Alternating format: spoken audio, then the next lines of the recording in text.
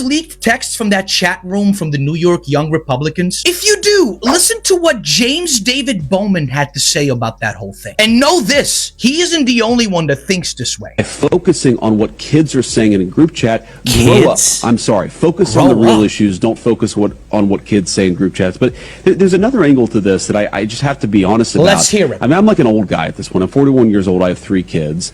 I grew up in a different world, right? Where not most of the stupid things that I did when I was a teenager and a young adult, they're not on the internet. Like, I'm going to tell my kids, they are, especially my boys, don't put things on the internet. Like, be careful with what you post. If you put something in a group chat, assume that some scumbag is going to leak it in an effort to try to cause you harm or cause your family harm. Okay. But the reality is that kids do stupid things, especially young boys. They tell edgy, offensive jokes. Like, that's what kids do. And I really don't want us to grow up in a country where a kid telling a stupid joke, telling a very offensive, stupid joke, is cause to ruin their lives. Yes, it is. At some point, we're all going to have to say, enough of this BS. We're not going to allow the worst moment in a 21-year-old's group chat to ruin a kid's life for the rest of time. That's just not okay. Like, we live in a digital world. This stuff is now etched in stone online. We're all going to have to say, you know what? No. We're not doing this. We're not canceling kids because they do something stupid in a group chat. These aren't children, James David Bowman. These are motherfuckers in their mid-20s to their late 20s, early 30s. What are you saying? And I am sick and tired of Republicans defending motherfuckers that say bigoted shit. If you say racist, bigoted shit, you're done. You should lose every fucking thing that you worked for. You want to be racist? Go ahead and be racist. But expect consequences to arise. Expect motherfuckers to call you out. If you are a bigoted racist, you should lose everything. We're not gonna have this kind of society. The moment you make that shit public, it's over. Oh my God, the text messages that were leaked from this Republican group chat are filled with racism and anti-Semitism. In other news, water is wet. What's also not surprising is how quickly our Vice President J.D. Vance rushed to make excuses for these racists. That kids do stupid things, especially young boys. They tell edgy, offensive jokes. Like, that's what kids do. And I really don't want us to grow up in a country where a kid telling a stupid joke, telling a very offensive, stupid joke, is cause to ruin their life. Oh, just kids being kids? Let's take a look. Alex Dwyer is 29. Samuel Douglas is 27. Peter Junta, 31. William Hendricks, 24. Is it just me, or do white supremacists age like fucking bananas? Joe Maligno is 35. And Luke Massaman is 24. Now, this young man has some choice slurs for Mexicans, and I really think you might want to get a 23andMe. Because, como se dice, you don't look white. But of course, J.D. Vance's excuses didn't just stop at kids will be kids. Focus on the real issues. Don't focus on what kids say in group chats. But there's another angle to this that I just have to be honest about.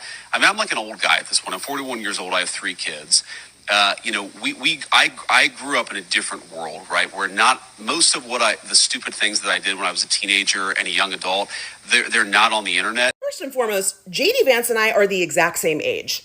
I'm 41. I'm actually older than him. I'm turning 42. And I cannot stand it when people use this, I'm old, I'm from a different time, as a way to excuse racism or other forms of bigotry, and in this instance, to label them as mistakes. Being a racist or being a bigot is not a mistake. Those are active choices. And when you diminish these active choices as mistakes for grown-ass adults, meanwhile, black and brown children have to deal with the consequences of your racism from birth.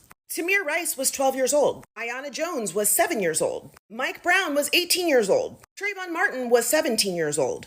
Who gets to make innocent mistakes as a child?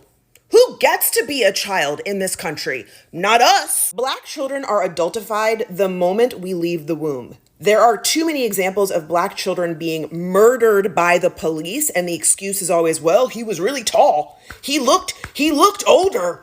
I don't know. But a 29-year-old that looks a smooth 45 years old gets to be a kid for the rest of his life, even though this is someone who not only was using racial slurs and praising Hitler in a group chat, this is somebody that wants to be a policy and decision maker in this country.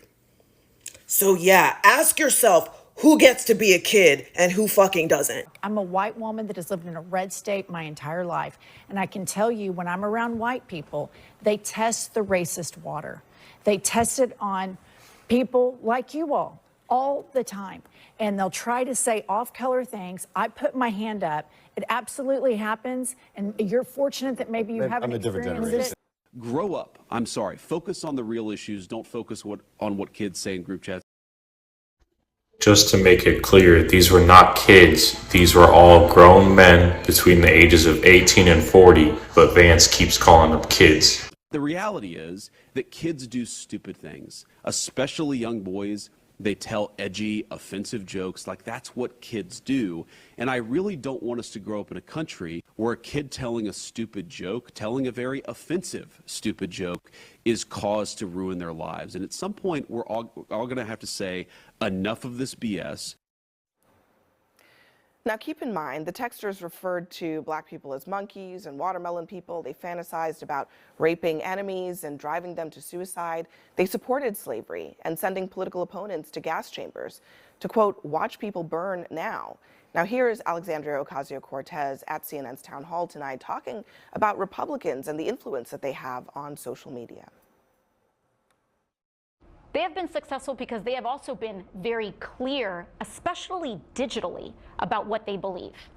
That women are inferior, that they do not deserve equal rights, that they believe that LGBTQ Americans are subhuman, that they believe and are circulating disgusting racial and white supremacist messaging that they are able to get away with digitally and online. First of all, JD Vance, they're not young. So they're in their mid-20s to early 40s. That's my understanding. So they're not kids. They're a member of a group called Young Republicans, but they're not kids. And second of all, no, it's not. No, it's not.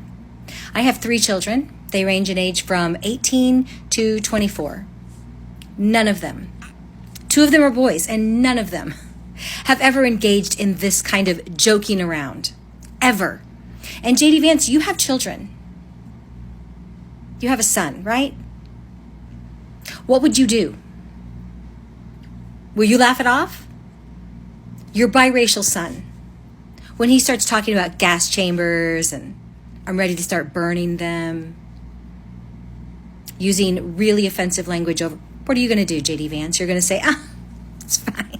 It's just kids being kids. When your son is 25, 26, 40, you just outed yourself. You just outed yourself as completely okay with this kind of talk, and it's disgusting. Also, why do most of the guys in that group kind of look like JD Vance, if you know what I'm saying? JD Vance is still refusing to condemn the leaked group chat where Republicans conspired to cause physical harm to their political opponents, saying this on the Charlie Kirk Show earlier today. Kids do stupid things, especially young boys. They tell edgy, offensive jokes. Like, that's what kids do. Yeah, one problem with that, JD Vance, these weren't kids telling jokes. These were 35-year-old men plotting to cause harm to their political opponents. For example, saying things like, quote, everyone that votes no is going to the chamber, and I'm going to create some of the greatest physiological torture methods known to man. Grow up. I'm sorry. Focus on the real issues. Don't focus on what kids say in group chats. But this is not a kid. That's not a child. I mean, I'm like an old guy at this point. I'm 41 years old. JD Vance, you're closer in age to these kids than actual real college students. And one more thing, why are you on a recently deceased political podcaster who was lost his life due to political violence, refusing to condemn the political violence of your own party? Almost as if you're using his death to push more death. Just think about this. We saw these Nazi group chats, which I'm sure you condemn, right? This Nazi group chat. Well, we can talk about it. Do you condemn it? I want to talk about it. Wait, so when they said gas chambers, disavow. When they say gas chambers, you won't. So you're like JD Vance. You just won't condemn this? Well, I actually had JD on the show today. We had a whole conversation. You guys can all condemn this, right? Hell yes. Thank you. Hold on. All right. Hold on. But Chris, can you condemn that? Here's the point, of course. But that's easy. What Not I'm for him. You know what? Is anyone surprised that J.D. Vance is actually defending these young Republicans? I had to do this follow-up because I wanted to show some context on how the MAGA response was going to be. And of course, it's the same old that we're used to, wanting to deflect and wanting to downplay it and make it seem like it's not a big deal, when people are literally in the country working and minding their own business, those are the people's lives you want to ruin. But these people who are spreading hate amongst themselves and probably amongst other peers that they may come across and may work closely with, they're just some little silly kids that's just making some jokes. I didn't know raping someone was a silly joke, but then he also has the gall to say very offensive. So if it's a very offensive joke, then you should be denouncing it, right? You shouldn't be just like downplaying it as if it's no big deal, like the people in the chat were just doing your mama jokes or something. Like, this is seriously hateful rhetoric and offensive ideals that these people were doing in the chat. This was months and thousands of pages of text messages that these people found. It's just so funny to me that this man is just going to pretend like it's no big deal. And that's what they want you to think. And that's why he kept saying kids, kids, kids. So just from what I'm seeing on TikTok, it looks like the oldest person is 35 years old that was involved in this group chat. And I guess in the clips that I've been seeing, JD Vance says he's 41. So you're only 6 years older than the oldest person in this group, but they're kids. Now, I'm not gonna lie, I didn't realize a lot of these people in this group chat were in their mid to late 20s, a couple in their 30s. So I'm actually older than them, but I mean, it still does not matter. They are not kids. And the fact that this man is defending this when he has mixed race children, what does that set for his children to see that he's not publicly denouncing this? It's just giving people the okay to just proceed with however they want to speak about people that are minorities or think about women. It's just uncalled for and totally unnecessary. And it should be shameful that they're not like speaking against this. If they want to be the party about uniting people together, even the guy in the clip with Adam Mockler on the News Nation didn't want to do it. So they all have their ducks in a row and will always fall back to say that it's not a big deal. And I just think it's really funny that J.D. Vance is downplaying this. But when Zelensky was in the office in the White House earlier this year, he wanted to make a claim and make it seem like it's a big deal that he didn't come in to the White House with the suit on. That offended you, but people spewing hateful things like this for months and it spans across thousands of pages is okay with you. Like, get a life. Like, just get out of here with that downplaying stuff. It's just totally unbelievable, and you're not fooling anybody. Y'all just want to be the party of just having divisiveness and wanting this to spread amongst other people. But it's okay. It's going to come back to you and bite you all in the butt to say that this is okay. But I just feel that this is just something that we all have to keep track of, and what they're allowing and what they're saying is okay. Now, a couple people in my comments of my initial video said they would rather know who someone is instead of having it be hidden, something along those lines. And I agree to an extent, because I want to know what someone's real thoughts are and what I could do to move accordingly to avoid people like that. But anyway, you guys, I'm going to just keep this short because I think that this speaks for itself, and it's just going to continue to go on and just be swept under the rug. But let me know what you think about this down below. I want to hear what you think. And don't forget to like and subscribe, because that really helps get this video pushed out into the algorithm to where more people could see my videos. Thank you so much for watching, and I'm going to catch you guys in the next video. Bye. See you later.